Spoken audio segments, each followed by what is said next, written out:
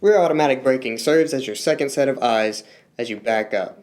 If you get too close to the object behind you, it will engage the brakes to avoid the said collision.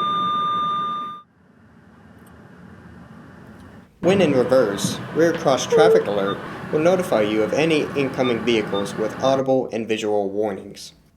Blind spot warning will emit an amber orange light in the appropriate A-pillar when a vehicle is in your blind spot. When you use your turn signal, the A-pillar light will flash along with a short audible warning to notify you of the blindsided vehicle. Pedestrian detection operates alongside automatic emergency braking by engaging the brakes if it detects a pedestrian stepping in front of the vehicle.